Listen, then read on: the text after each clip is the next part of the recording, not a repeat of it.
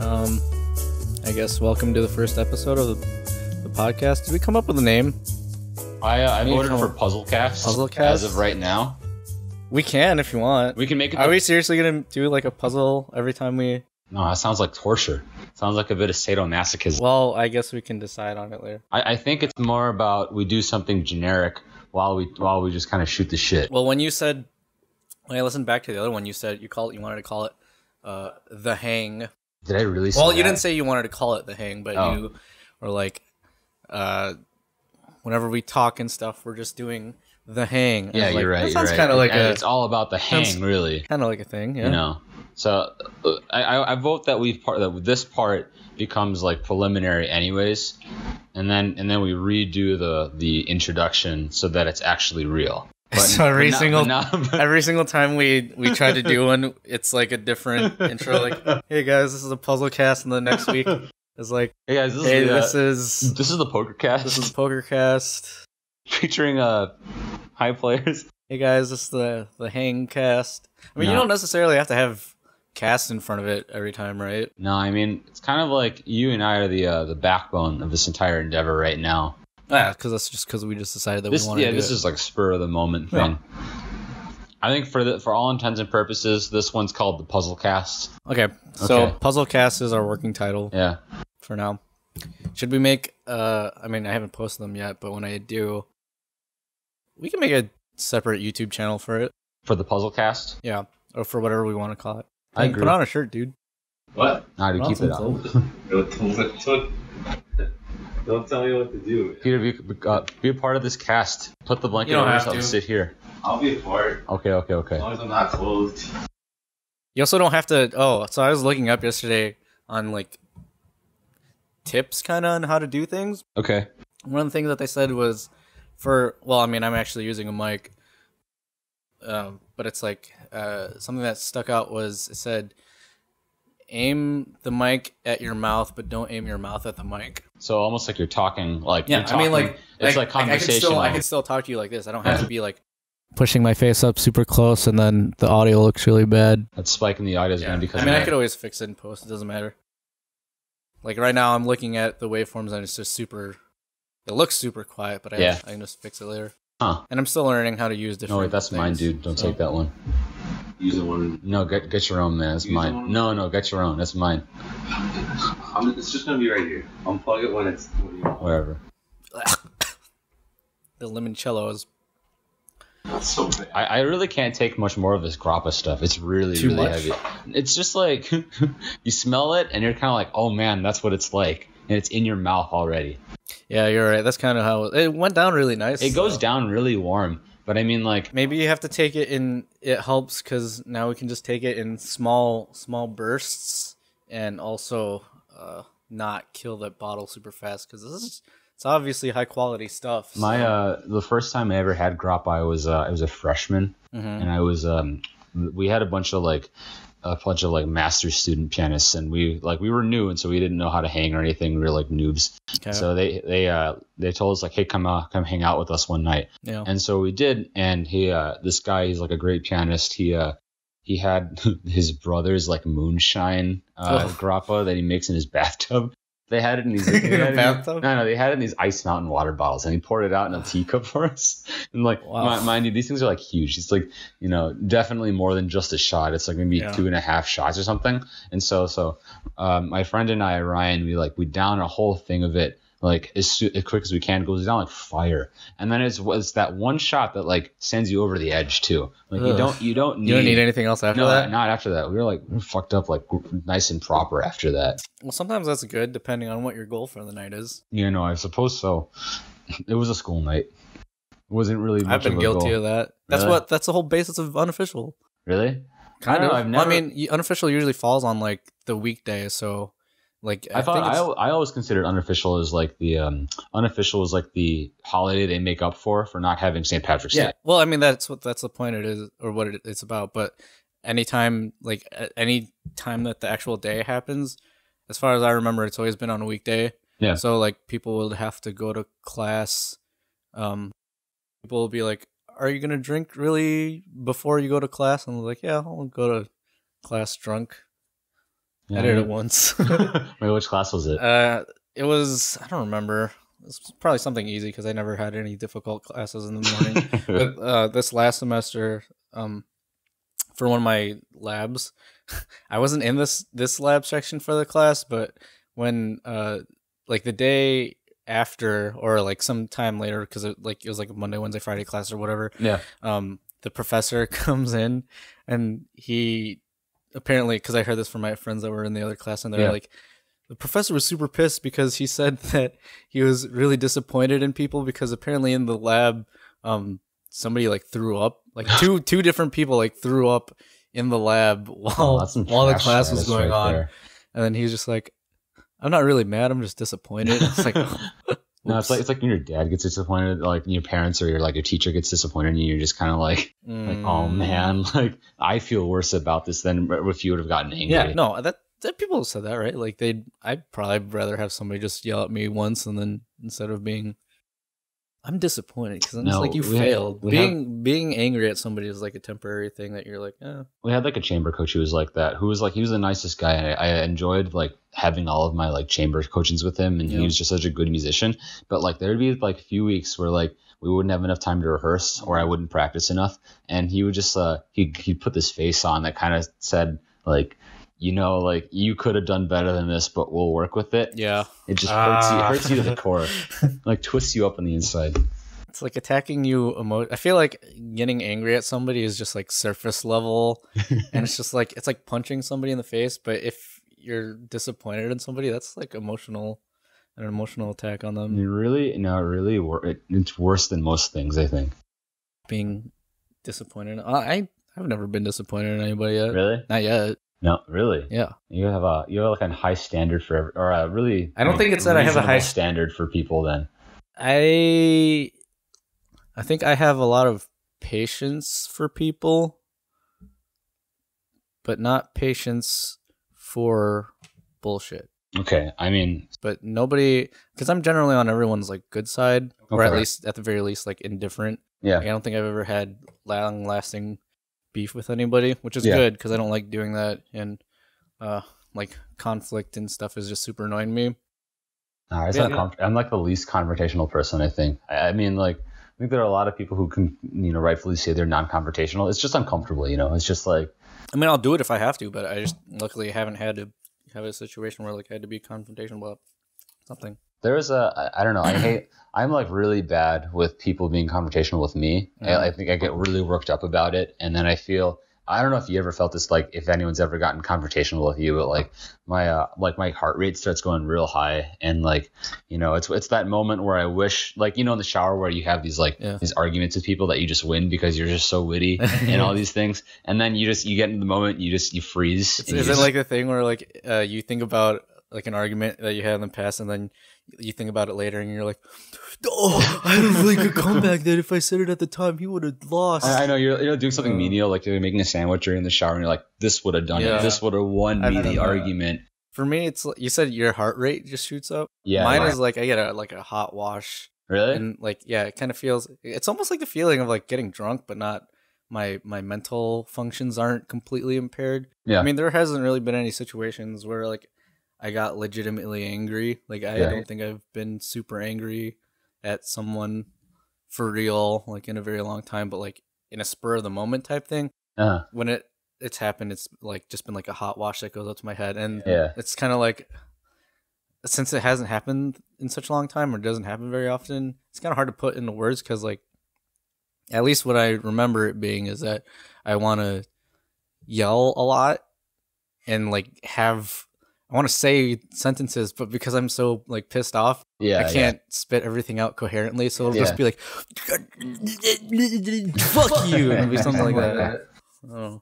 That happens more or less with me, like on the street. Yeah. When like typical Chicago like pedestrian and vehicle driver like relationship, like it's never good. Yeah. And whenever something happens, it's always the other person's fault. Now, I've been in like various screaming matches with people as we both walk in different directions. So really, it's not anything. It's one of those things where you have like two like roosters. You just kind of like like a Mexican standoff. Yeah, something like that. The last thing that I think I'd ever had to deal with was I was driving down the street, like a really busy street, and this asshole just like decides to start walking, and like it's clear that I'm driving straight towards him, and he's not in any sort of crosswalk. Yeah. And so like I get really I slow up, and he's right there, and he's walking really slow, and so I beep at him, and he punches my mirror, one of my side mirrors, and he just whops it right off. What? Yeah, I know. It was really aggravating. I had to pull over, and some really nice person like handed me my mirror. It was like, thanks, buddy. Did the dude's hand get busted? Because like, I don't know. He punched off the mirror? He punched. It's not that he punched the whole mirror off. I was thinking like he took the entire like. Oh no, that would have been like incredible if he had done it. No, he punched the rear view mirror on the side of the car, and like the mirror popped out. Oh, I thought you meant like he walked by and just went wham, and then the whole thing just flew off your car. I would have been like, whoa, what the hell? No, I've never had that would have been a lot more impressive. No, it's really dumb. I mean, it's like one of many altercations like me or anyone would get into on the street. Yeah. Well, I don't know. Is that like a thing that you experienced, like, living in a college town or like anything like that? The only time people get confrontational in college towns, as far as my experience, was late at night when everyone's drunk and on the busy street. It sort of attracts, like anything, like tragedy attracts attention. It's like anytime a fight breaks out. I mean, you saw this in like high school. Like anytime a fight broke out, people would like make circles and stuff. So anytime you'd see like two guys yelling at each other across the street, there'd be like one side of people on the street that are like, "Hey, look what's happening over there. There's a fight." And a group of people are like egging them on. Yeah. I was always just a bystander who like watched it from the side. So aside from one time when I almost got into a fight in a pizza place. For what? This one asshole was in the pizza place with like all of us because a bunch of people were waiting in line. It was a super popular pizza place. It was right next to a bar, so there were a ton of people there. And then this dude is smoking inside, and it's like a non-smoking campus, and also it's just like kind of a shitty thing to do to be smoking in the middle of a really packed, busy restaurant, right? Yeah. So me and my friends were telling, wow, my voice just cracked. Me and my friends were like, hey, dude, like, if you're going to smoke outside, if anything. And obviously it's like some drunk asshole, and he's just like, why don't you make me, blah, blah, blah. You know, the typical, like, I'm going to do whatever I want. You can't tell me what to do. So two of my friends are, like, in his face about it. Well, not even in his face. We were pretty respectful about it at first, too. We were like, hey, dude, like, can you just take us outside? And, like, we're not calling him, like, hey, dickhead, go smoke outside or whatever. Yeah. We're just like, can you just take us outside? And then he's the one who, like, escalated it. Yeah. Which is good because then that's, like, he threw the punch first in our eyes. But after it was like we were yelling back and forth for a while, and then I started getting tired of like whatever he was doing, because what he did was he like took his little cigarette butt and like flicked it on the ground or something, and I was like, all right, this guy's a jackass. And I walked over, picked it up, and then I stared him in the face, and while I was holding a cigarette butt, and then I didn't say anything to him, and then I just opened the door and flicked it outside, and then I was like, see how fucking easy that was? You could have done that and like avoided causing problems. And then the guy goes up in my face, he's like, yeah, whatever, blah, blah, blah, blah, blah, blah, blah. Just don't tell me what to do, don't tell me what to do. And by this time, like, people were already obviously aware that something was happening, because this dude's in the middle of a crowded restaurant just like screaming. Yeah. Then we'll go sit back down at our table because we had our pizza or whatever, and then the dude's still yelling in our faces, and then my roommate at the time stood up. He's usually like a pretty calm guy. Yeah. So he wasn't escalating anything. He was like, "Look, man, you really need to get outside. Like, you're causing trouble for everyone else. You're being a disturbance, right?" And then the dude pushes my roommate. Like, the guy was kind of scrawny, and it's just like, was that Matt? Yeah, it was Matt. Okay. So he pushed my roommate Matt. And then that's what like set me off, because like I was already like, the guy his body language was already like really aggressive, obviously. Yeah. Like he wasn't throwing punches or anything yet, but he was like blah blah blah up in your face. Then when he shoved Matt, I slammed my hands on the table and like stood up really fast. Yeah. But the chair that I was sitting on like pushed it back and like it knocked into the girl that was sitting behind me. And like even though I was super pissed, like in the middle of the moment, I was like, I was like, oh, I'm so sorry. I didn't mean to do that.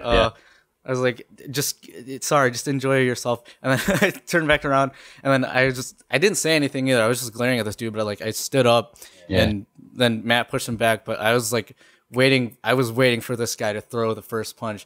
If he threw a punch, I would have been on his ass so hard. Yeah, I would have like you and probably everyone else. Yeah, probably everyone. I'm pretty sure everyone knew that this dude was a dumbass in the situation. But yeah, like by the time that happened, his other friend, probably less drunk friend, came back and was like holding him back. He was like, "Whatever, let's go." Like I didn't even bother saying thank you to his friend. I was just like, "You need to get out of here." Yeah, if that went on any further, he probably would have thrown punches, and then I would have gone into my first street fight, I guess, I'd say. Which there's a part of me. I've talked to this with my friends who were there at the time. Ryan, you know Ryan. Yeah. He was there at the time with us, but even though we were like drinking at the time, we were always talking about like there's some inherent part of me that wants to fight. Yeah. Just to like. I might not even necessarily have to have like beef with somebody, but like I just want to fight somebody just to like see what it's about, you know? No, I think that a lot of people have that, like, you know, that ink or that the sort of will to do it at least once. Just like violence. While you're young and while you like want to do it. I don't know. I've had plenty of instances where like, you know, when you're drunk, it's kind of like all of your inhibitions are out the window. So you just like, you know, it's not like you're thinking about it. You just do it. And especially now that, like, I took up boxing, not boxing thing now is like not even boxing for an enabler at this point. Because I'm just doing it for workout. I'm just doing it for cardio. Yeah.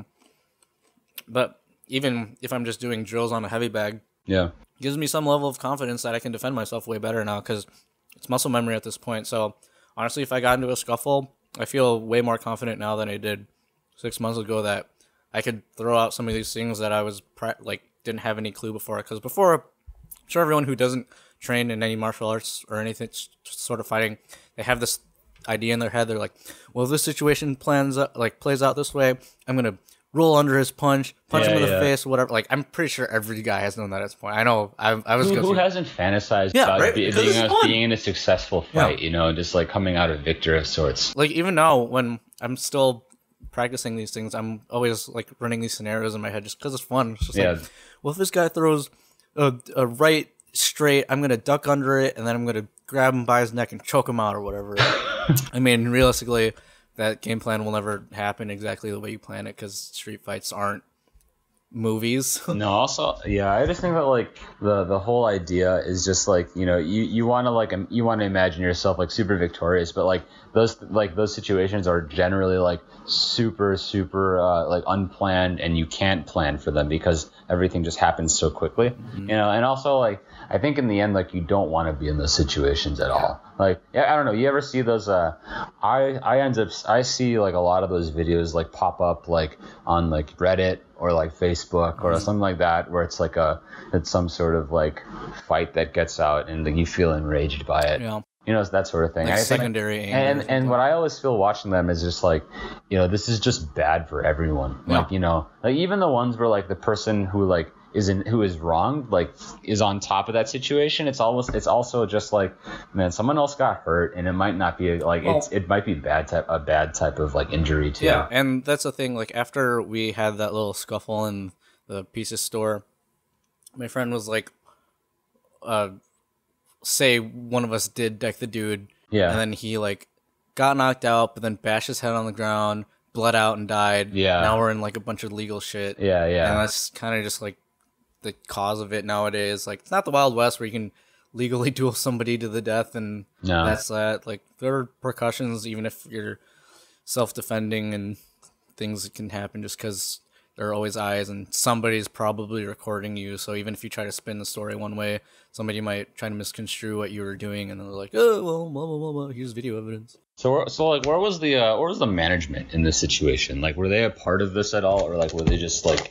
I'm pretty sure there was only like 2 dudes ever working it. There was one guy eating and serving the pizzas, and probably some other dude in the back. I mean, this all happened in the span of like 45 seconds to a minute, so it wasn't that long before the dude got out. But I think if it escalated into an actual fight, then people would get into it. But I think for all purposes, we handled it all right. And then I think like either the night afterwards, we saw the same group of guys across the street when we were walking back to my apartment at the time. Yeah. And my friend Ryan was like, "Isn't that the guy that we saw in the pizza store yesterday?" Yeah. But they were. I'm pretty sure they were drunk again, but they were on the other side of the street, and we're just like, "Yeah, I think that is them." And we didn't say anything to them. Yeah. But they were on the other side of the street. And they're going like, "Ah, ah," and then we were on the same street or other side of the street. We were like, "Yeah, let's fuck you up or whatever." So. I never saw those guys ever again. That's how I approach most of my public interactions. Is I'm probably never going to see ever again. So I don't know.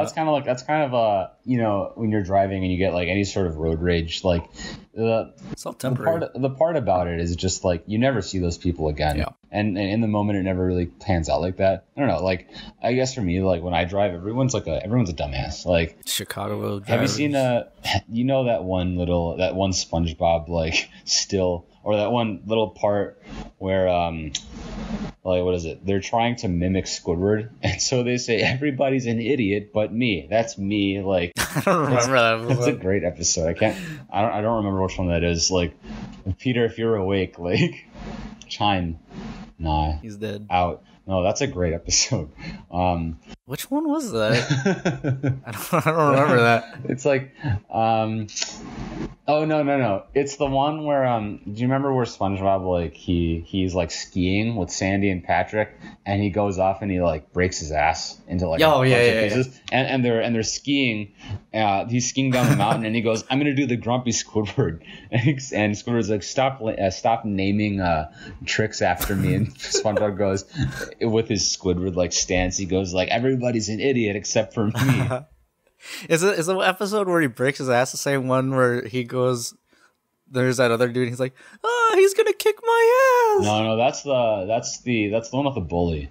No, this is this is when he's got Chip. He's got his friends on the inside like Chip and Penny and Used Napkin. It's the one that he like quarantines himself. It's a right? really good, that one. But it's a really like absurd episode. Like, it's got a gorilla at the end, and like the real life gorilla, right? Real life gorilla. I remember that. Then the giraffe comes out of nowhere, and like, you know, weird. Old SpongeBob was weird. I don't know. That got really. That was like, I was watching it recently, just like revisiting, and like it was the most obscure thing I'd ever watched on the show. You know, like it's like absurdist humor before that became like Eric Andre and Adult Swim type stuff. Okay, Adult Swim is like one of the coolest, like weirdest things to come out of like television. You know, especially like a cartoon sort of cartoon network. Dude, I loved Adult Swim. Part of it was always that like it was the only other time when anime was shown. Yeah. Other than Toonami, so like Rurouni Kenshin and stuff was on at the time, and that's when I really liked it. Plus, Yu Yu Hakusho was on there too. Yeah, I feel like Adult Swim is sort of. They were almost doing like what people would put on the internet nowadays before the internet was a thing. So they're kind of like I feel like they're sort of a bridging force between traditional television and like internet culture almost.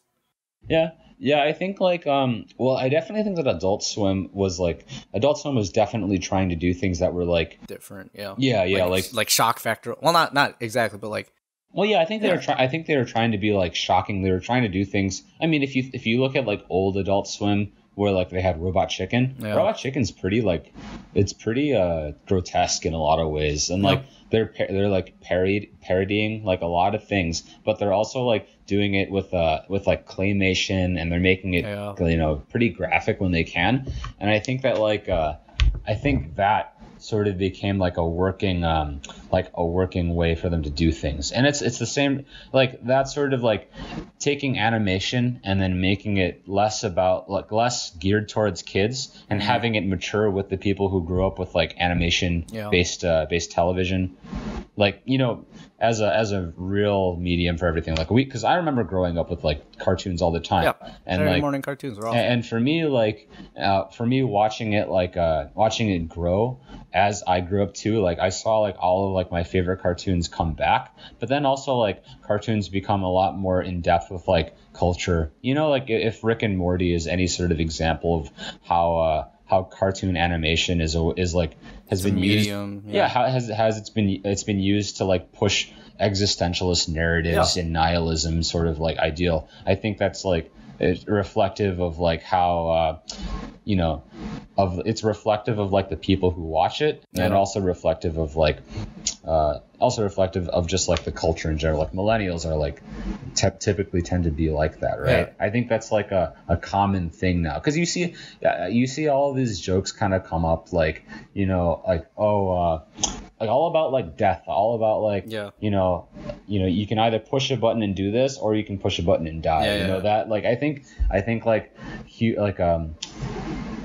taking humor to death is like a way of handling it. Yeah, it's like a coping mechanism. Yeah, but there are people. This is just a brief aside, but there's like a video where some like, I think like an Iranian woman soldier or something, she's like shooting at people, and then like a bullet like goes through the wall that's right next to her, right, and then she starts laughing. Yeah, and apparently in like near death situations, some people will just like hysterically laugh because that's just their mental way of coping with it at the moment. Like I'm sure somewhere down the line later, if that woman saw that footage, she'd be like, holy shit, like if that thing was another foot over, I would be dead. But did you break the puzzle?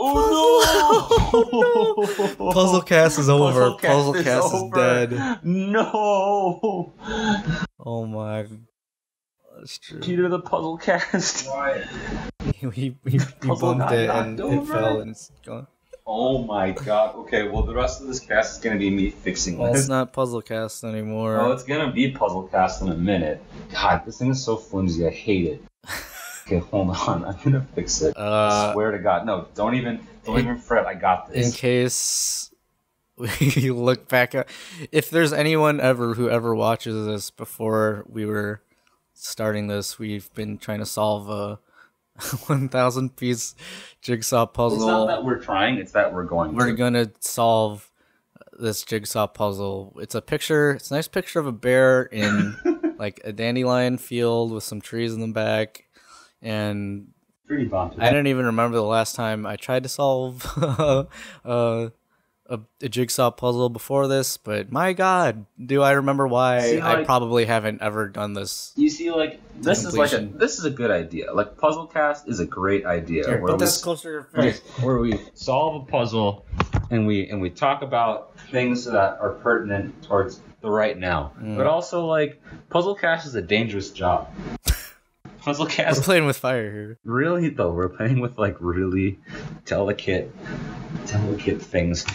Okay, I'm gonna fix this. It's only okay. Fine. While you're fixing it, I'll go on a little aside about. Oh, you're monologuing now. Okay. Yeah, I'll monologue. Okay. Okay. Bit. But that so the conversation that you brought up about animation, like how we watched it from a Saturday morning cartoon incarnation into the Rick and Morty, like there's a narrative behind this, or like maybe not necessarily pushing an agenda, but like there's more to it than just images on a screen that's all right? There's animation now that's made for more than just kids. Yeah. You can look at that, like see it in Avatar: The Last Airbender, like everyone. I mean, Avatar. Everyone. Well, at least all the people who've seen it, like Avatar: The Last Airbender is just a great show. I mean, Avatar deserves like an entire conversation on its own, because you know that I think that show just that show is just such a different caliber of show, and I think like they did a really cool thing where they were able to like maintain their they were still like able to maintain like a sort of audience that was, you know, for children, but then also like sneak in, or rather like write in all of these like extra thoughtful like subplots and ideas and themes. You know? Well, like you said, how you saw it evolve when we first saw our original run of Avatar. I don't even remember when it was released. I I can just Google that. We used to come over and watch it together, like when we were kids. But I mean, like at the time when we were watching it, I watched it as, you know, like a regular, like it was an action show it was like Teen Titans or anything. It was like cool characters that are fighting, and I think this is super awesome. But when I revisited it, or even if I revisit it like now, and you watch certain episodes that have like deeper meaning behind it, or there's like story elements that I didn't catch the first time around, like it's a really well built story, and that's a crazy example of using a medium that has, at least in the US, been traditionally for kids, but spinning it into something that can appeal to both kids and adults, which I think is not at all easy to do. But Avatar: The Last Airbender is a masterpiece example of how they managed to do that. You know, I think if we consider like entire arcs of that TV show, like I think one of the most impressive is Azula's arc. I think that's like a really, really impressive just narrative altogether, just because it really paints this picture of like authoritative power, and it paints this picture of someone who has this utmost confidence, and in the end, spoilers, it's in the end it's really like it's tragic. It's like a tragic way of coping with like insecurities, and you can really see her insecurities seep out. One of my favorite scenes is at the end she goes crazy. When she goes insane, where she awesome. She doesn't have any more friends and everyone's abandoned her, and she just has this moment of like frantic fear almost. It's really an impressive scene and really quite awesome to watch. 2005, that's when Avatar was released. Yeah. So we were what, 9? No. No. We were at least 11 or so. 94, 6, 5. Yeah, 11. 11 or so. That's crazy. Puzzlecast is back on. I fixed the frame. We are good. But yeah, like that whole that entire like image of Azula just going crazy and seeing her entire world of power like crumble was I think it has a lot more weight than I would have known watching it in when did the season end? Like that was towards the end, because that was like when Aang was going to go fight Fire Lord Ozai. It ended what year? Like 2006 or something? Or no. After that. I think that was like the Airbender. I think was like a 3, maybe. I'm pretty sure it was like a 3-year running thing, because there were what, four books, right? Yes. So maybe one a year, like one every 9 months or something like that. Yeah. Still one of my favorite series of all time. Oh, dude. Of anything, like any storytelling, that's just still one of my favorite things. I want to remember like that one episode, Tales of Ba Sing Se, also like a really great episode that deals with like a lot of like issues that it really humanizes the subjects, you know, like it humanizes. Is that the one where Iroh sings Brave? Oh, it's so sad. It's the one where that happens. It's also the one where like it gives a little more backstory on Toph, and it develops her character a little bit more. It talks about Aang's relationship with Appa, I think. Because that's when he got kidnapped, right? Around that time.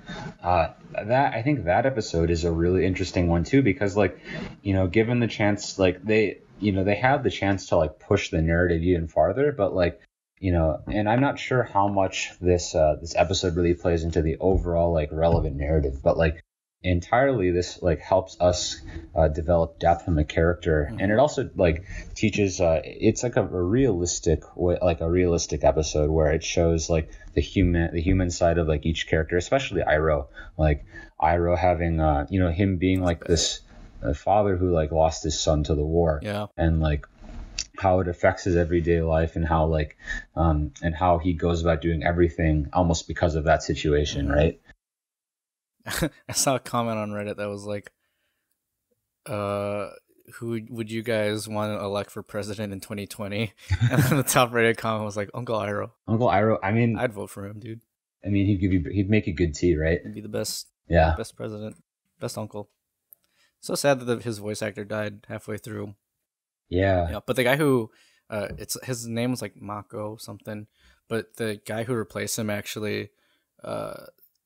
was like he studied under him. Yeah. So if you listen carefully, like the comparisons between like season 1 and season 4 or whatever, you can hear the differences between the voice, but like that guy is like spot on. Like No, I didn't know that I didn't even know that they changed voice actors until I had read that fact after the show ended. So I mean, I think like it's really smooth altogether though. Like his nuances and his mannerisms really age well with the character, and so like I don't know, it was super successful for me. Like I didn't notice any sort of visible change when we watched it.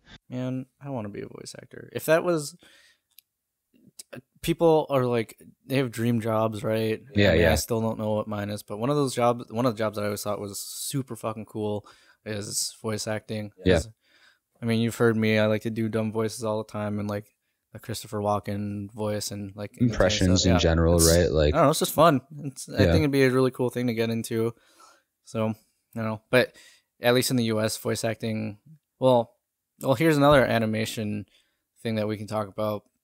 So in the U.S., animation is not like a big thing per se. Like it has a market, obviously, kids and whatever. But like that's the market. So voice actors aren't in super huge demand outside of things like Pixar movies or DreamWorks or whatever, and then like the whatever shows they run on like Cartoon Network, Nickelodeon, and then Adult Swim, and then like that's it, right? But then if you only other example that I can think that's like a counterexample of that is Japan, and you look into I mean with like anime industry, right? And the thing with anime, like when you said it's a medium, it truly is a medium over there, because for Japan, like how we have in the US, you have shows on Netflix that can range all sorts of genres. You have horror, you have romance, whatever, kids, adult specific, like shows like Westworld or Black Mirror, whatever. Same thing in Japan, but you'll find it all in an anime form. Like there's kids shows for anime, there's more adult oriented shows like Death Note that have, much heavier themes that resonate more with an adult crowd. And I think because that market because Japan uses animation as a medium there instead of a niche market, voice acting there is way bigger. So voice actors in Japan are much more established. Like they have huge careers over there that like those people are raking in a ton of money, not only because they have so many more projects to choose from, since as a medium there are just more opportunities for them, but just because they are more widely recognized by the public in Japan. Because if they're invading, I say that in quotes, if they're in more media that they consume, then obviously they'll have more exposure, which leads to better job security for them. And dude, voice actors from like Japan and Korea, they're super good. Not saying that we don't have good voice actors in the US. There's like Matt Mercer and Troy Baker. There's like a very small subset of, in the US, there's a very small subset of people that are like super good, and they're kind of like in everything. Like Tom Kenny, voice of SpongeBob. He did SpongeBob. So he did many things. The mayor in Powerpuff Girls. Wasn't he also Timmy Turner? I think. No, that's Tara Strong, I think, or Laura Bailey, one of those two. But like, it's a pretty small group of people that are really good at what they do. But like, it's pretty much confined to that group of people, right? But with the rise of the internet, there are people who have decided to make their own things, and they sort of start getting voice acting roles that way. So this all wraps back to the internet being a breeding grounds for the next generation of entertainment. And I think like, look at us. For literally anyone, the single or two people who ever like find this and listen and like are able to get through the first 38 minutes of us talking about like, we haven't even been talking about the first thing that literally nothing, like this was something that like we had talked about last time we have this conversation, where like I think that something that interests both you and me is just the sort of proliferation of the internet and the way that the internet has evolved culturally and how it also evolves culture. And I think that like with the availability of the internet, like as a way to like showcase almost anything, and I think like that really pushes forward like how animation has become big. Animation, if you think about like the history of animation in America, like, which I'm not totally up to date on with my history, like you have a lot of great like a lot of great voice actors who did a lot of things. Do you remember the name of the guy who did Bugs Bunny? Because he did almost anything.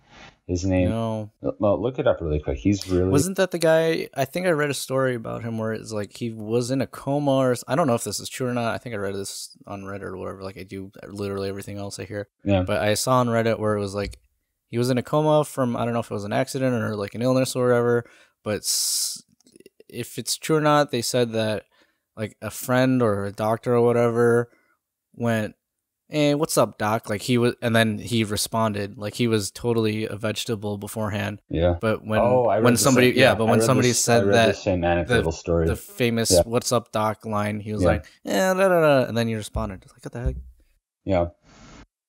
Yeah, I really think that that the internet has really pushed an animated cartoon medium a lot farther than it could have been. And I think like the cultures that come out of it. I mean, if you even take into account like fandoms are incredible. Like these like self-contained communities where like, you know, memes for the sake of calling it that, like sort of they grow and they die and they like evolve and they do all these things within a really specific small culture. And they're almost like they're like the nichest of all communities because fandoms encompass like all the dark and great things that, you know, small communities can create together. Yeah. And the cool part is that it's all done like communally, but also without each other. And I think like that whole idea is what makes the internet like super important for us now, is just like the idea of like a collective togetherness. Yeah. Right. Collective togetherness that is, you know, so isolated from everyone else. And I remember a time when like, and I mean, this is still relevant, is just like how like that sort of isolationism is like, it plays into a lot of bad things that come out of the internet as well. You know, like, you know, cyberbullying for one, where like, because you're safe behind a screen, like it's easy for you to like become some sort of character that you're not willing to display like outside of it. Or even like people who do things online that are like, you know, illegal or stuff like that. Like, you know, that sort of personality or your internet personality can be completely disparate from like your outside personality. And I think that's really, really important, because that disconnect of who you are and where you're at, you know, plays into a lot of different character, you know, and identity traits. Yeah, it's the anonymity of the internet. Like you said, you're safe behind a screen. Nobody can grab you physically or yell at your face. Like, it's all just words on a screen that you're just like, well, it doesn't have to hurt me if I don't want it to, right? Yeah. And I was actually listening to a Funhouse podcast. Wow, shout out again to them. I'm probably gonna shout out to them like every single week because I just listen to them so much. But they're a good podcast. I was gonna tell you earlier, they do a really good movie podcast too. You said you told me one about Incredibles 2, right? Yeah. There's one. The one that I started listening to recently is called Blank Check. Yeah. So and that's a great one. I think you you should check out Funhouse's Incredibles 2 thing, because that also, or check out any of their movie podcasts that are like relevant to a movie that you're interested in, because like that they have really good opinions, and then I end up usually agreeing with them because they're pretty good. But anyways, I was listening to them, and one of them brought up a thing that I didn't actually think of before, but I think could be very valid in like either the immediate or near future. But she said, today's age, since, you know, even toddlers have access to, like, they know how to use iPhones and iPads and stuff, you know, like it's just a very tech savvy generation that's coming up. Yeah. She said that maybe there should be sort of like an internet etiquette being taught in school, because prior to us and like generations beforehand, we already had this discussion where like, well, we were pre-internet also, so we know what it's like to have not that sort of connectivity, and everything that you do is all interactions that you do face to face in real life. Yeah. But that's not so much going to be the case anymore with all these newer kids growing up, when they're immediately given access to literally the rest of the world, right? Yeah, like boundless information and like, so teaching them, I think we have an advantage because we grew up at a time where we were cognizant of our actions in real life, so we could develop the etiquette that we would use in real life and sort of translate that into the internet, assuming you're not an asshole, right? Like you said, like most people nowadays are mature enough to handle themselves on the internet. Well, I'm not going to say most, but a lot of people are. But increasingly, as people use just the internet for their means of communication and maybe less in-person communication, that internet personality might end up becoming more of the dominant one than their outside personality. And if that internet I think that touches on a really important thing, that your internet personality becomes much more dominant than your whatever you want to call your waking life personality. Yeah. Like your IRL. actual IRL. Your me IRL personality. But I think that like your internet personality is such an interesting concept to think about, because I think in the with the idea that a lot of kids are growing up a lot more tech savvy, and that the digital age has brought on like a really important aspect of the internet, and that it's everywhere, and that it's like pervasive in every single like facet of our lives. I think that like growing up with the internet and having this sort of like being thrust into the idea of like a digital age off the bat, like it really pushes you to develop like how you feel about certain things, like how, like on the internet, almost in the same way that you develop your own personality and how you deal with things regularly. And I think that like interplay is really, really cool, just because your internet personality can be totally different than like your IRL personality. And for instance, like I guess in the way that like the internet and social media platforms, like they sort of like preserve this personality that you've created on the internet. Like it's easy to like have those things become so prevalent because you view them every day, and just have them become parts of your waking personality, and carry them with you wherever you go. And I mean, like, let's think about this in terms of like memes. Let's say memes. Okay. So let's say like, how often are like memes like talked about in real life? Like, things that people see in the internet. Yeah. Like how often is like a viral video talked about, or how often is like, some sort of shared internet culture is like talked about in real life. That's true. And I think that just really shows like the overlap between the two, especially as we go from like isolationist screen to like real life, communication and stuff like that. That's a good point. Yeah, like that's true. I mean, nobody walks up to another person outside of like a group of friends and goes, "See that funny meme today? Ha ha ha." It's like with passing strangers, I guess anything related to internet culture is never the main topic. It always happens as either like you make a reference and somebody's like, "Oh yeah, I saw that thing too," and then you can have a conversation about it. It's never usually the central focus of a thing of like normal everyday today conversation, just because, well, there's still a group of people out there who aren't very internet savvy, and the group that does tends to acknowledge that internet culture in certain cases can still be considered, I guess, cringy, if you like to use those words. Because, not everyone understands the humor or the ideas behind whatever's going in the internet. So I'm kind of guilty of this too. If you bring up conversation in real life about something that you're passionate about, whether that be the internet or something else, and you're not around a group of people that you're necessarily comfortable talking about it with, you're sort of hesitant to talk about it because you're like, well, I don't know how they're going to react, right? And I think right now that's a situation that internet culture and memes and all this stuff is in the case it is right now, because there's still that generational gap where there's a group of people who grew up with it and understands it. There's a group of people who didn't grow up with it and adapted to it, so they're fine with it. And now there's a group of people that it's just going to be in part of their lives 24/7. Yeah. And then as the older generations are out of the picture and the new ones, I think it'll become a more normalized thing that people can start integrating into their conversations outside of just the internet. Not saying that it has to be, but I'm just saying that the doors for it to become normalized in regular outside everyday me IRL society can become less of a, I guess, taboo thing. Yeah. And I think that we've definitely touched on like a bunch of things that deserve like really, really in-depth conversation. Yeah. You know, like I know we talked about like intergenerational use of technology. We've definitely talked about like social media and the use of memes. We've also talked about like we also talked about like isolationism, and we've talked about like togetherness. Yeah. I think like one other thing that would be really useful now, I mentioned this before, is just how how the internet is essentially just a place that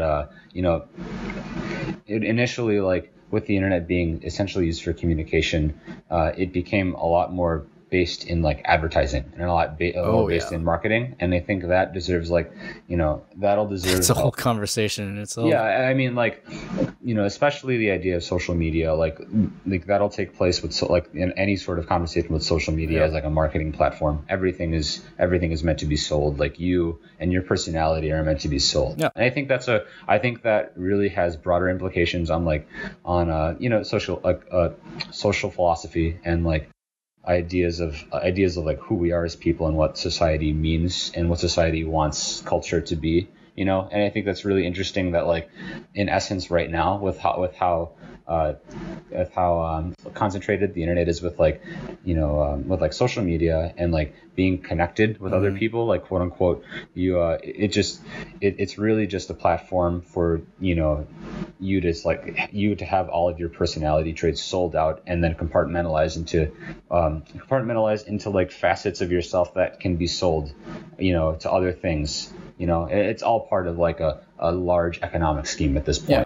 I think, even not to derail your point, but like selling yourself, I feel like has kind of been a thing even pre-internet. I mean, yeah, as soon as the rise of like radio, I think, happened, that's when like selling a personality became a thing. Yeah. Like there are iconic radio hosts, and then after that became iconic TV hosts,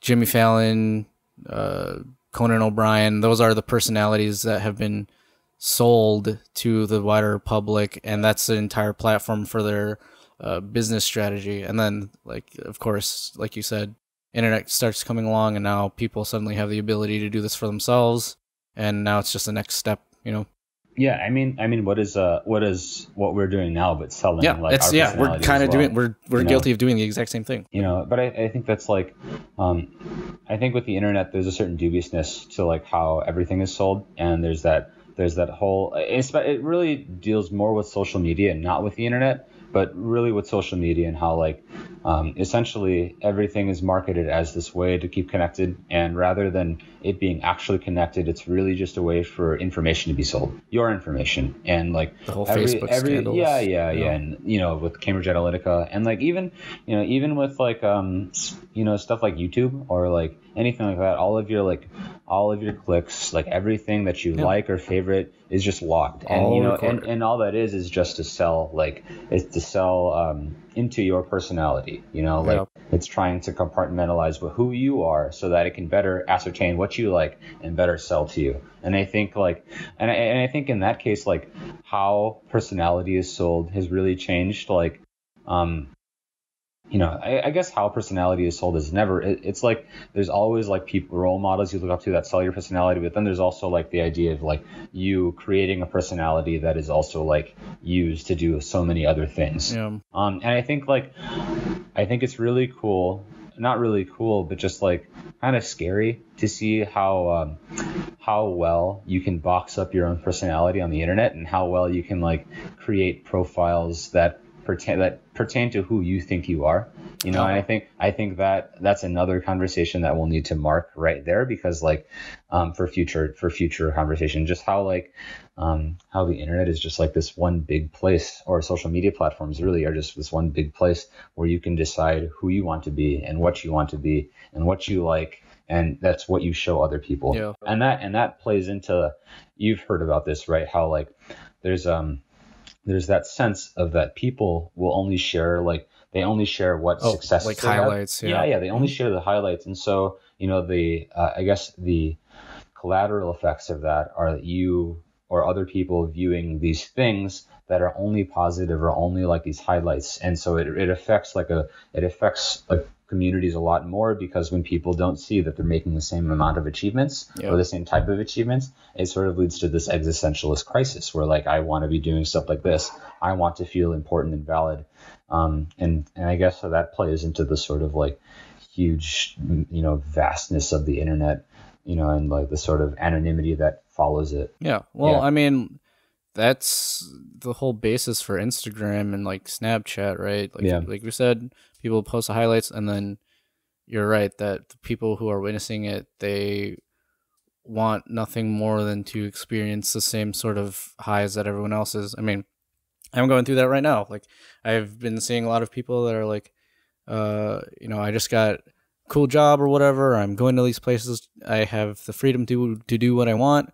But right now, me personally, I'm just like, I'm in a rut. And there are days where it gets to me where if I just see something on Instagram or I see a status message on like Facebook or whatever of people being successful, I am 100% guilty of me being like, I wish I was in that situation right now. Well, I mean, like, it's not bad to wish you're in that situation. I don't think there's anything bad with like, wanting to be like that or wanting to be successful.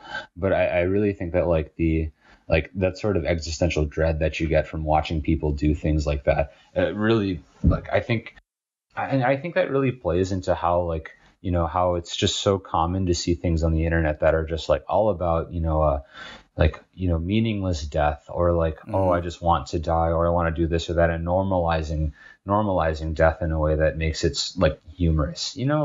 I think there's something disturbing about like making that super normal, and I don't know. I think that like with seeing things on Instagram like that, I wanted to like mention this, but like one thing that I see on Instagram a lot of the time, or one thing that I experience is like I see, and this is kind of like, you can think whatever you want about my personality with this, but like whenever I see stuff on Instagram, a lot of times like, I get this feeling like, it's really like not important. Like none of this is important, and you sharing it with anyone isn't important. Like there's no reason for any of us to want to see anything that anyone else is doing. And that it's like and for me, like I fall into this like idea where like posting like prolifically has just become this sort of like, it's just become like pandering to like a sense of voyeurism over the internet, and like just this like wanting people to see you and wanting to assert yourself over like a group of people who can't have any sort of true say about what you do, because they're only seeing like a side that you decide is correct. Ooh, that's a thing that I saw once that has stuck to me to this day, and has sort of it's not a code that I live by or anything, but it's just always a thought that sticks in the back of my head ever since I heard it. And it's every single person that you've met, literally every single person that you've ever met in your entire life, has some version of you in their eyes. Oh yeah. So I remember this too, this image. You have some idea of what I am to you. Yeah. My mom has some idea of what I am to her. Yeah. My sister has some idea of what I am to her, whatever. But each and every single one of those me's, those versions of me from all of these other people are completely different. I mean, you and I have been good friends for a super long time, so you obviously know me a lot more than other people. Yeah. But then this other dude that I met just 1 week ago might only see me as maybe a guy who doesn't talk a whole lot. Yeah. But then you know me as as a conversationalist. I like talking to people. Yeah. And it's just crazy. After I heard that quote the first time, it just like blew my mind, because I was just like, it's crazy because it's true. And there's a part of me that's morbidly curious to see how other people view me in a certain light. And I think this ties back to your conversation about pointlessly, trying to grab attention on the internet, because with us having access to and the freedom to post whatever we want, our highlights, the reason why people post their highlights on Instagram, Twitter, whatever, is because they're trying to mold their image into a certain way so that people will only view them as that successful or that happy person, because nobody wants to see you don't want other people to see you at your lows, obviously. Yeah, and I think it's really interesting.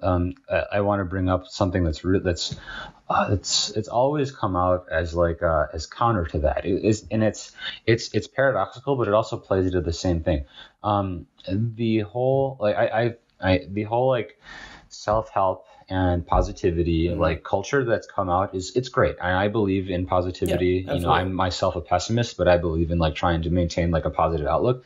But like, you know, I think people are a lot more open with like certain aspects of their like lows, and and that really speaks to like a communal sense of like what's acceptable to feel as low. You know what I mean? Like it's hard to explain because like you don't want to bash on like how people experience their world and what they might be experiencing, but at the same time, like I think you know, I see a lot of posts that are like, you know, I was here and I was doing this and I was feeling so terrible, but now I'm here through like whatever means, through my own self power, and I'm here and I'm doing great, and people see that you're doing fantastic. And I there's always been like this sense of disingenuity, like where it's like that dark part that you're willing to share with people is like only really it's only like this dressed up aspect of your personality that you are okay with sharing with other people. And you know, maybe like, you know, you can't really speak to this with everyone. You know, maybe some people use it as a way to like open up about who they are and use it as a medium or as like a platform to say, I was this and now I'm here. But then I think that, you know, there are definitely situations that abuse that sort of really noble platform and make it more about yourself, you know? And I think like that's come about with like extended use of like, or extended exposure to other people and seeing what other people play into, and then how, and seeing how people respond to other things and then how you react to it. Right. Yeah. That's an interesting thing that I've just been thinking about a lot. One like to draw back a little bit and to maybe make this a little bit lighter. You were saying you've always wanted to like know about how other people think of you. There's a sort of funny story that I've kept with me for like the last, you know, few months or so. But so at the brewery near where I live, you know, down the street, there's that guy who used to work with, right? Okay. The Filipino guy. You worked with him? No, you worked with him. Remember? Oh, yeah. And it's always funny because he's always like, he always like whenever I talk to him, I'm like, oh, hey, you're Aaron's friend, right? Yeah. And he's like, he's always got this positive attitude towards you, but he also like never doesn't mention like, man, that guy's such a meme lord, right? And I'm like, I'm just like, you've said this like the last 3 times I've spoken to you. He is like, he's got a good grasp on the meme culture, but like he's a meme lord himself. Yeah, I think that for me that was just really funny because like, and it's really pertinent because the way that he views you is like in that sort I'm like of the internet culture guy. You're that right? internet culture guy who like you're so in it and you have all these like roots spread out over different platforms and you know all these memey things, like quote unquote memey things, right? And I think like that's an interesting like it really plays into that because like that's how he sees you. It's like it's as the meme lord and as like someone who can, you know, maybe compete with his meminess and stuff like that. And meanwhile, I have the kids that I coach for volleyball, and they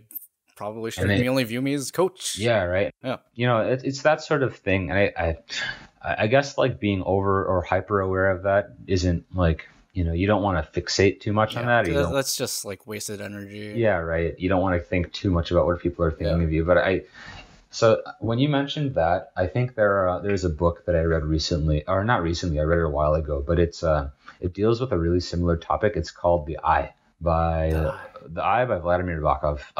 Is that the book that Yuri read? No, it's not. Huh? No. In Doki Doki Literature. No. There's something about The Eye. No.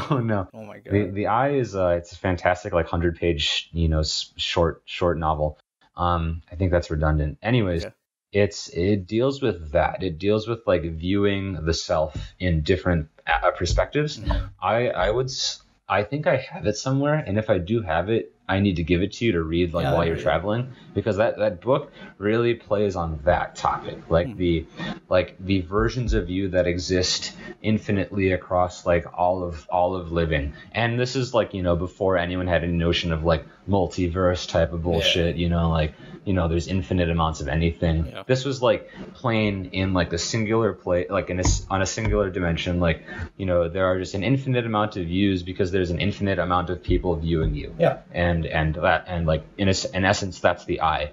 And you'll sort of figure that out with the character, you know, barring I find this book and give it to you. But if anyone ever wants to read that, Vladimir Nabokov's The Eye is like an exceptional read about, you know, that sort of like identity and individualism. I mean, I've had that passing thought where this person that I'm only seeing for a half second when I drive next to them on the road, like they've probably had all sorts of crazy life experiences that I'll never get to know because I have only and maybe will only ever be in proximity next to them for this one brief moment in time. And I love that thought. I love the thought of like, you know, of thinking about some other people and thinking about how they experience things as personal and as intimate as you do now, but like you can't ever comprehend how they experience them. And there are like millions and billions of people that you will never meet, but they experience life in the same sort of like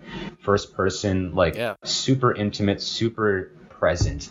And I think like that sort of like idea and that sort of vision is like overwhelming in a sense, you know? It kind of makes me a little freaked out if I think about it too much. Yeah. Unless this is all, this happens to the thing where you're like, nothing is real except me. Oh, like solipsism? Yeah. And then we're all in the Matrix and you're just the projection of my thoughts and you're only responding to the way that I want you to respond to me because my subconscious ego or whatever the hell wants it to happen that way. I mean, you never know, man.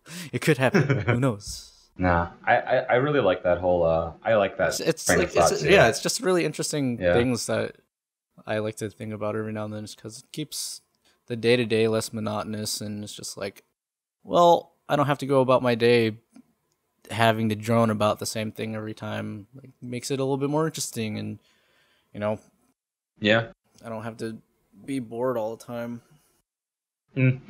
Yeah, I don't know. I think that, like, you know, thought in that regard is, like, it's what keeps you sane a lot of the time, too. Yeah. I don't know. I spend a lot of time, like, to myself, you know, like, being a pianist, like, being a, you know, practicing on my own and having a lot of situations where I'm not, like, communal with anyone. Yeah. You know, it's basically my entire day is I'm solitary. And I mean, so for background, like, my teacher, he, there was a point in my undergrad where he was like, you know, we were just talking and he was like, you know, he's like, you know, you chose to be a pianist and you have to realize that like being a pianist is like one of the most lonely things you could ever choose to do. You know, like because, you know, other instrumentalists, they can be part of like groups and they inevitably become part of groups as their livelihood. Whereas pianists, like they can become part of things or like, but a lot of their time is spent alone. You know, a lot of my time is spent like, you know, mulling over certain like little aspects of what I'm trying to play. Yeah. And I think that's sort of like that isolation is like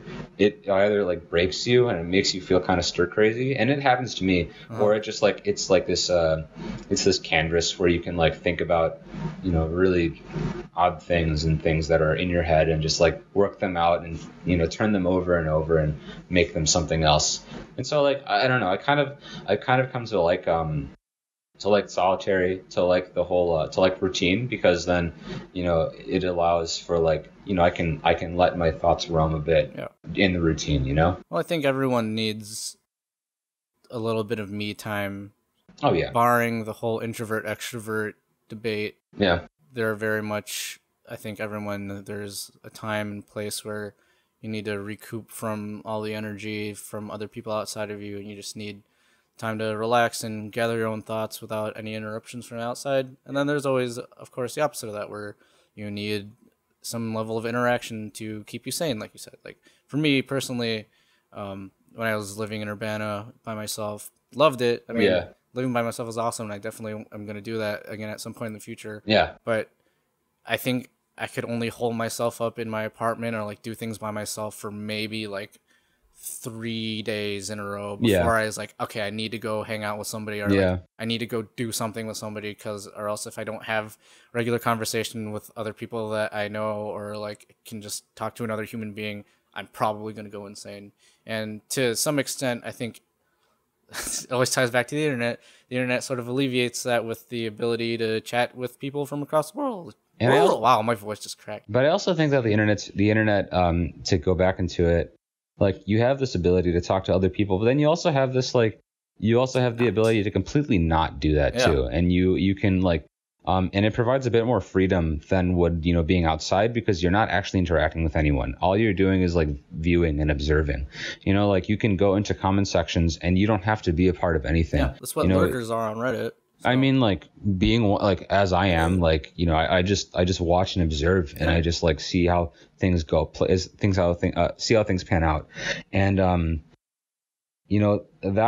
that's a really important thing to remember, because like when you're outside and you're walking around or you're driving, you're actively participating with other people, in what is community. But the internet is such a blank space that you really don't have any prerogative to do anything. There's nothing that's telling you have to do something on the internet or to interact with anyone. Not yet. Right? We'll see. Yeah. But yeah, Twitter, there's something where it's like Twitter is a conversation between yourself until somebody else decides to butt in. That's true. And that's funny. True, right? Yeah, like, yeah. It's even the same thing with like status updates on Facebook. Before, when I was like a dumb teenager and was like, let me post a status because I think it's cool. Yeah, I mean, now that people need to know about like what I'm doing, right? First of all, the whole idea of like going back and looking at old Facebook things, dude, you gotta get that program. It is the worst. You gotta get the program that deletes your old Facebook as time progresses, so that you don't have to deal with it. Like I think maybe like 2 months ago, I went back and looked at like my early photos, and first of all, I was like, I was fat, and then second of all, I was just like, oh my god, I'm such a loser. Well, and then there's that shower thought that's like your future self is talking shit about you. Yeah. It's so true, and I'm sure it'll be the exact same thing like 5 years from now to me doing this. But oh god, just word of caution, just anyone ever, don't look at your old stuff because it sucks. But isn't that cool? Isn't that interesting too, that like, with the internet, do that with social media, there's and these databases, there's just like, it's not like you couldn't do that before. Yeah. There's photography, but also like I think just the availability and then the proximity to like the fact that you can visit your past with like a few clicks is terrifying. Well, right? I blew my friend's mind with this when I went out and got food with him last time. I was like, I'm not tooting my own horn, but I was like, have you ever realized that we're sort of the first generation of people in human history that can leave and trace and highlight every single point of our lives so easily? Because, I mean, obviously, for however long humans have existed and our ancestors that got us to this point, I could tell you who my grandpa was, and that's about it. Like, I don't know who my great-grandpa is. Yeah. I don't know who his father is. I don't know who his father is. Yeah. I don't know any of their brothers or sisters.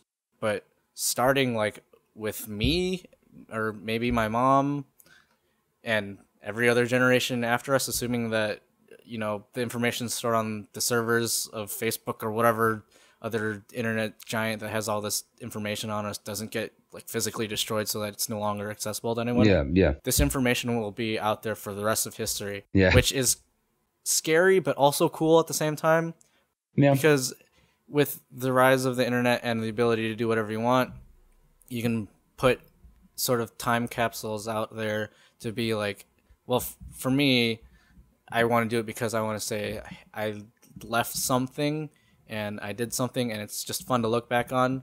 Not the same way that looking back at Facebook things are, and it's cringy. Maybe it will be. Maybe I'll look back at this podcast that we're doing and think, man, that was stupid.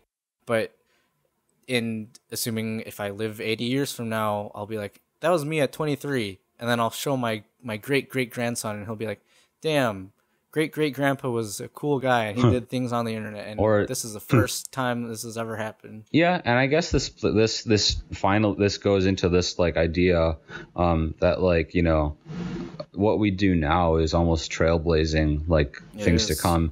I mean, the internet's at this point, it's maybe like, if we're real about it, what, 92, 2002, it's maybe like 36 years old. It's not that old.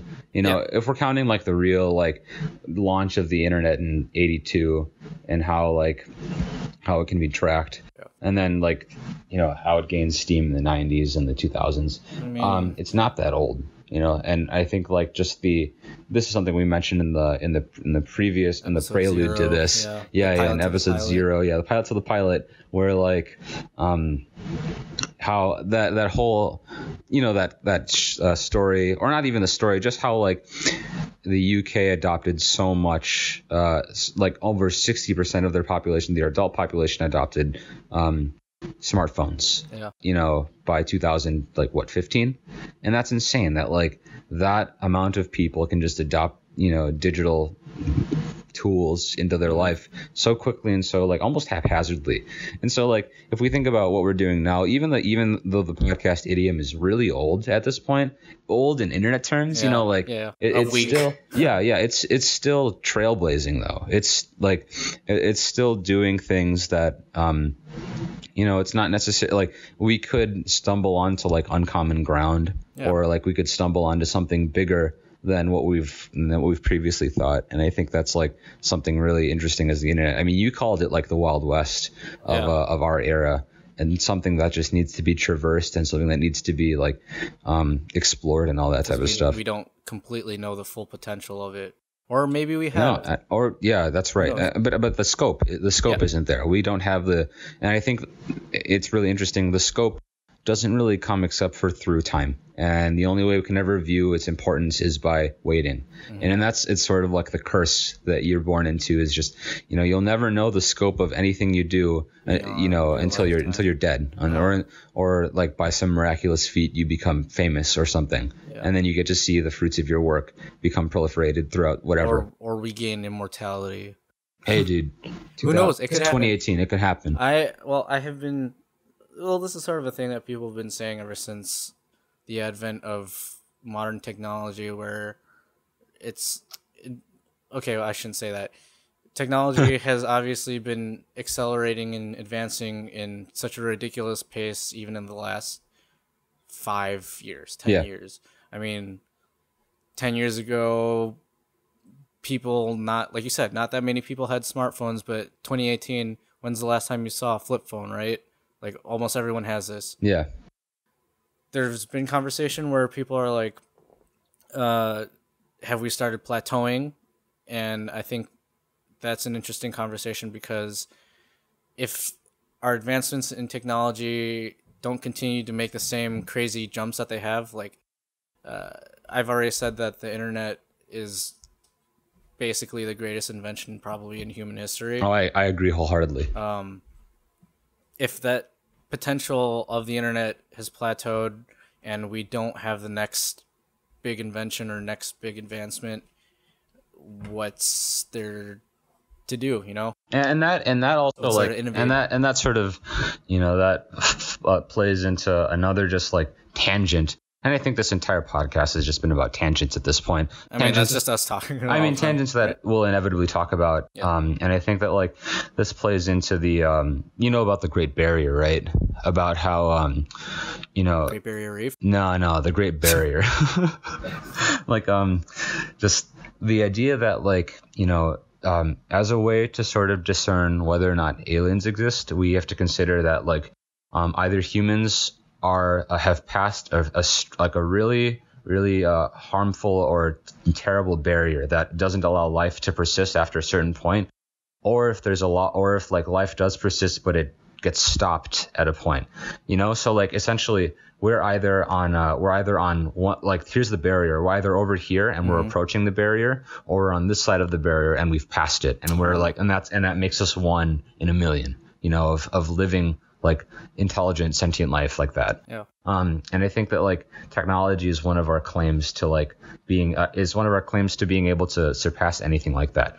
Just human technology is so important in the ability to like create society and the ability to like erect certain things. Like academia, arts, culture. It's all like technologically based, and so like And so I guess the internet is just the next innovation in that. To plug 2001 for a second. Do you know 2001 Space Odyssey? Yeah, of course.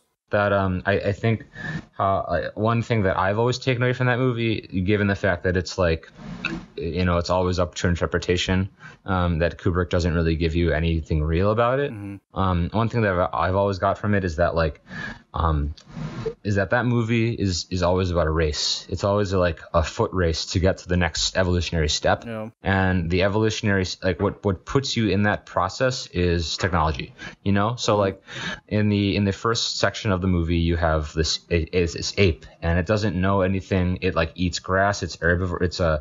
It eats grass and plants, and then it coexists with other animals. It's not the apex predator. Yeah. And then all of a sudden, with, you know, the cinema mumbo jumbo, it finds the monolith and all that shit. It finds like this inspiration to use a weapon, and that weapon is technology. That weapon is like, it's the advancement of technology into the next step of the evolutionary process. And I think that like it gets compounded, you know, with do you know the next part with like Hal? Hal is the onboard computer who essentially is sentient. You can't kill me. Yeah, and I think like scary. Well, it's like I mean, like, and this was something that they had planned previously before the mission, but like I think it becomes this race. They have the technology to create like almost completely sentient, you know, robotics or a computer, and in that process they've created something that like might outcompete them. And so it's always a race of sorts to get to the next evolutionary step. And I think that like if we look at our advancements in that sort of vein, like the internet is that for us. It's like that's the next thing that gets us into this next level of innovation. Well, I think that's also an inherent part of humanity, where there's always a desire to see what comes next, you know? Yes. Like I said, the whole technology advancements, even for us, with it becoming normalized for people, like the older generation who is forced to adapt it, whether they wanted to or not, or didn't, you know, they're now in a part of their life where there is stuff that doesn't necessarily have to be outside of their understanding, but they know it's there, and they know that it wasn't there when they were first around. And I think even us, with how good we have it and how crazy technology has already evolved to be a normal part of our lives and how efficient it is, in 50 years, I'm sure there'll be something that blows you and my mind. Yeah. And then the generation that grew up with that will just be like, yeah, this is just a normal part. So I think it always ends up being a case of the previous generation telling the next generation, you know, you don't know how good you have it, because as a collective, humanity has pushed each other to develop something that has made the next generation's lives more interesting or easier. And that's sort of just the whole basis for why people want to do it, make advancements in anything, you know, technology, medicine, the race for immortality, as we have talked, which I think we can have a whole tangent about that. Yeah.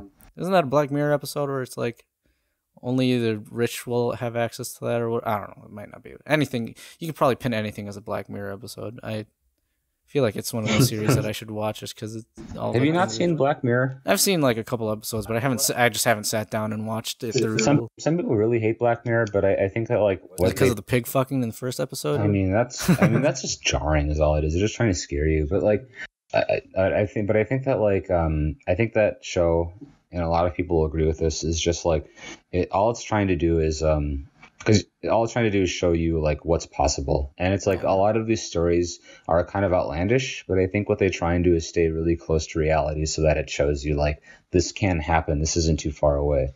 Like do you know the, like I'm sure you're aware of like the imagery behind Black Mirror, right? Yeah, it's like it's your phone, you know. I've always thought that's like super heavy-handed, but like but I think like that whole point is it's like it's the technology Twilight Zone, you know, like where they just want to show you things. Yeah, right.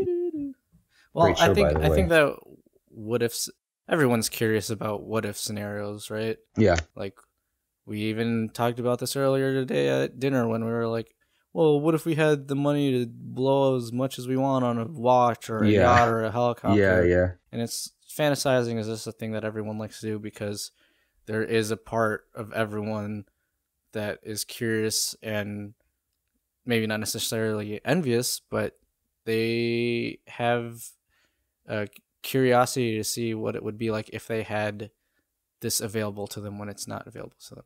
And I mean, that's just a thing, whether it is as big as I wonder what it would be like to be rich, or I wonder what would it be like if I walked up the left side of the stairs instead of the right side of the stairs. Yeah. And I think what if scenarios are just an interesting thing that everyone thinks about from time to time, which again keeps your day-to-day interesting. That also brings me up to an interesting thing that I don't know if you know what this is, but do you know what intrusive thoughts are?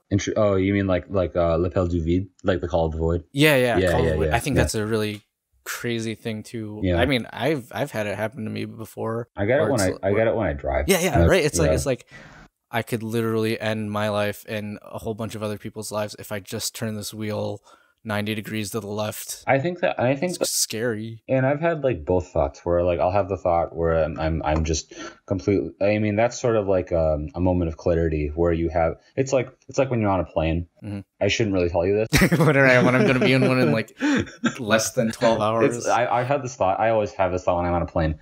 It's like you don't have this thought till you're like all the way up and you're at cruising altitude and you're like, I'm in a big fucking tube, a big metal tube. I thought about that today. And it's completely like irrational that this thing is in the air and that I'm flying. Like it's not. Dude. It just shouldn't happen and I should die. I have that feeling when I'm driving too, where it's like I'll suddenly have this moment where I'm like, I'm this stupid metal cube and I could kill myself like here and now and everyone else. You know, it's just kind of like it's this weird moment. And then I've also had the other side of that where it's the intrusive thought where it's like it's just like a small inkling that's telling you like, you know, just turn it a little bit, you know, just do it. Yeah. And of course you never do it because you know better, but it's there. It just sort of speaks to you a little bit. And for the record, we're not, for the one viewer that ever listens to us, we're not saying that these are thoughts and we became suicidal at the moment. No, it's just like, it's the inherent morbid curiosity that everyone has for these what if scenarios. There's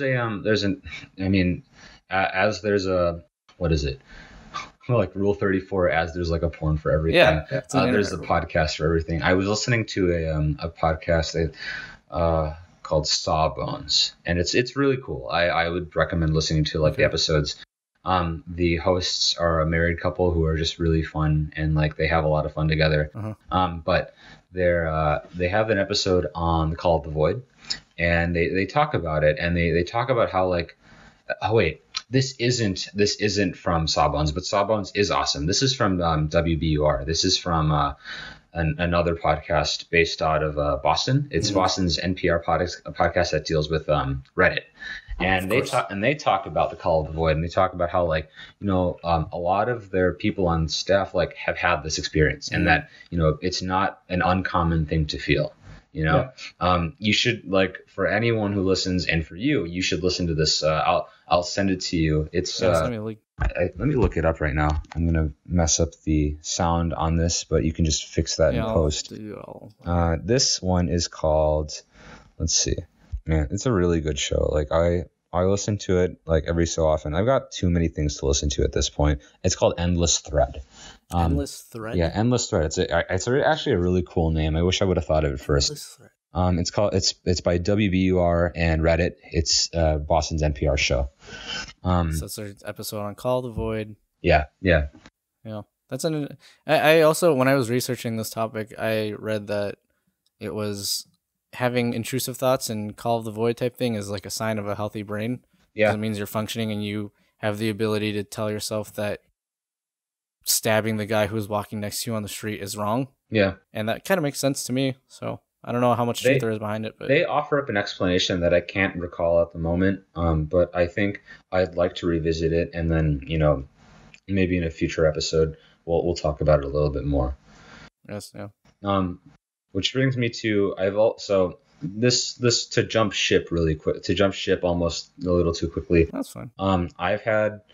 I completely remember that I've had this name that I've wanted to name something. Endless Thread? Well, Endless Thread just reminds me of the name that I've wanted to name a podcast that I've always done. And this is like my first instance of doing it. Yeah. I've always wanted to create a podcast that's essentially about nothing. And it's sit there in silence. Well, not that it's about nothing, but you know that the conversation that I have in the podcast that I create has a structure, but doesn't have but doesn't necessarily have like a strict guideline that it has to follow. And in a sense, we talk about nothing because, you know, everything. I mean, in a large way, nothing matters and everything is everywhere. Yeah. But also just like when you shoot the shit, like you just kind of talk about nothing, right? Yeah. It's just a hang, and like rather than calling it the hang, like I've always considered that like to be actually nothing, and so I've always the nothing. Yeah, so well, I've always wanted to call something just actually nothing, and so actually nothing. So like you know you that's have kind of a fun title. You have someone listen to something, and it's like, what are you listening to? I'm listening to actually nothing. You know, like it's one of those things where it's like. In a game, if a guy names himself your mom, and it's like you got killed by your mom, or it's like it's like that bar called what's a rock and a hard place. It's like no, what is it? It's called I'm at work or something, and the bar. Oh, where are you at? I'm at work. Like, Peter told me that. What a cheeky name. Yeah, right. But that's what I mean. It's actually like the same, nothing. It's the same sort of cheekiness around this, because like what do? We really just kind of like we have like ideas that we want to talk about, and inevitably we'll give a lot more attention in the future. This is like our first. It's still our test run. We're getting our bearings straight. Yeah, but I mean, I think overall, like what I think is really necessary is just like you just having the ideas, but then like we really just play everything off of like nothing, you know. We tie everything into what we think, into how we've experienced things, and that in itself is just talking about nothing, you know. Yeah. And I think it actually nothing. You know, I don't know. I like how that sounds. I like that because I think it really captures actually nothing. I think it really captures what this is, and it's like, you know, we're doing something menial, or we're just like, you know, having a hang, and like we do something like this where we talk about something kind of important, and then we just draw off tangents everywhere else too. I bet you there have been other people who have had the same idea where they sit down and talk about stuff, which is podcast in a nutshell. But I bet. Holy crap! I bet none of them had a title as cool as. That's what I'm saying. That's what I'm saying. And I think if we can make this as our experimental run, right? I like that. The day we get somebody that we don't have any direct contact with to say I'm listening to actually nothing. That's when we've made it. That's when we've made it. You know. Someday. Yeah, and I think with that we can call this one a wrap. You know. I think that could be our working title. That's pretty good. Yeah. I like that. It's also getting late because I have to get on a plane in like 5 hours. So. Yeah. Are you packed? No. I mean, it's just closed 10 days, and I'm not really bringing a whole lot. So okay. Some stuff. But anyways, that's it.